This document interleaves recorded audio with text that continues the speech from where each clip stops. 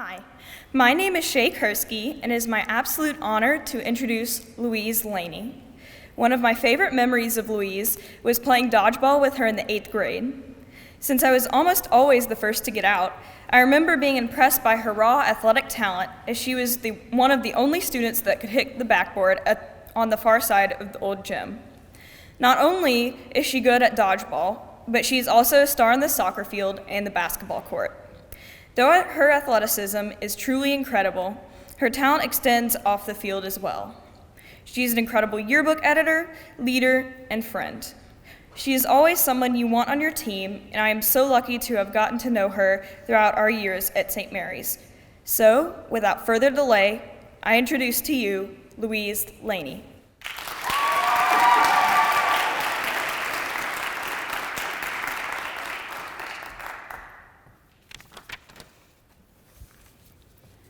Last year, around March, I was on my way to meet a friend at a nail appointment after school.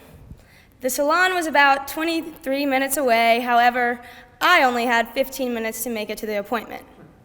So the ignorant and live on the edge side of me started zooming down Poplar. Shortly after reaching the Germantown lines, I saw blue lights flashing behind me. I had never been in this type of situation before, so I did not even consider those blue lights driving behind my car to stop me.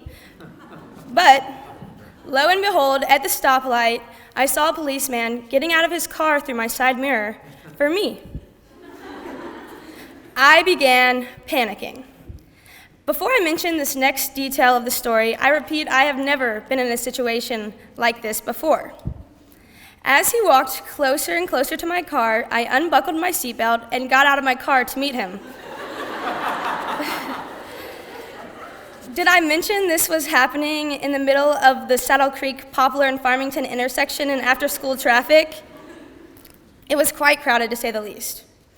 Walking towards him, I began to notice the confused and startled expression on the policeman's face. And then I quickly remembered I was not supposed to get out of my car to greet him. Who even gets out of their car in the turn lane of a busy intersection? So I hurriedly backstepped and returned to my car, cranked it back up, and rolled down my window to speak to him as he just stood out of my car watching all of this go down. His first words were, "You were speeding and you didn't have your seatbelt on while doing it?" Overwhelmed and flustered already, I attempted to choke up the words to explain to him how I only took off my seatbelt to greet him outside of my car. However, this lack of common sense and ramble-jamble gibberish coming out of my mouth just made me look even more like a reckless 16-year-old who should not be behind the wheel. He then told me to pull into a nearby parking lot where he asked me for my license and insurance. I confidently gave him those items of mine, just for him to respond with, "Ma'am, this is your health insurance. What I need is your car insurance." This did not help my case either. Next, he asked to call one of my parents. I don't know why exactly, but for some reason, I was assuming I'd be able to convince the cop to let me off easy, where my parents wouldn't find out. But that was obviously not the case at all. Already crying in front of this policeman who showed zero to none sympathy, and with my mom being out of town, I gave him my overprotective and worry-warded dad on the phone. There I sat alone in my car for about 15 minutes, head dramatically pushed against the steering wheel, with nonstop tears rolling down my cheeks, wondering what the policeman and my dad could possibly be discussing on the phone for so long. If you saw me hysterically bawling outside of anthropology last month, you didn't. But if by chance you did see me, you would have assumed that I had just found out my family pet had died with how dramatic I was looking. Y'all might be thinking right now, why is she making such a big deal out of a speeding ticket mistake that so many people make at some point within their lives? But this was not just a little mistake to me. Not only did it worry my parents and I tremendously about the safety of myself and those around me, but it also called me out. Before this moment, I never liked to publicize my mistakes to others. I tried to either hide or prevent every possible mistake I could make in my life. For example, I would avoid activities where I knew I would mess up, such as painting my own nails, or attempting to play lacrosse, my deepest apologies, Coach B, or I would even blame my mistakes on others, such as the ref made a bad call. But me receiving that ticket was out in the open, exposing myself to everyone in after-school traffic and exposing myself to my family as they were forced to be notified about it. There was no avoiding or hiding this one. After getting that ticket, I was haunted, enraged at myself, and embarrassed by it. However, looking back on that moment today, I have learned from it. I have learned A, to be a safer driver and watch my speed, and B, that we need to forgive ourselves for our past mistakes and to be unashamed by them.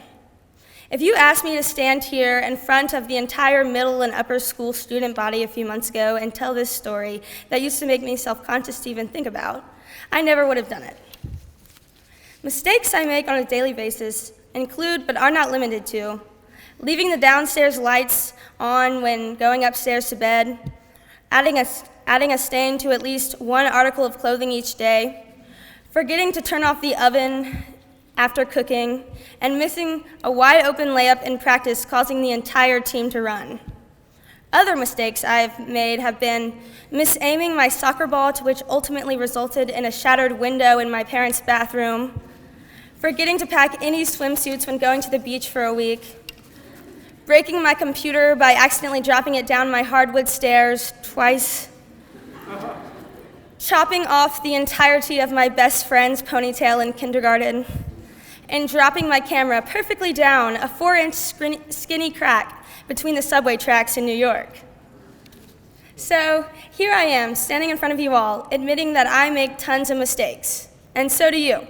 We all do, so why do we need to be ashamed by them? As a wise lady named Elsa once said, "The past is in the past, let it go." Instead of worrying about them, let our mistakes go and teach us how we can better ourselves. Perfection has always been overrated anyways. Thank you.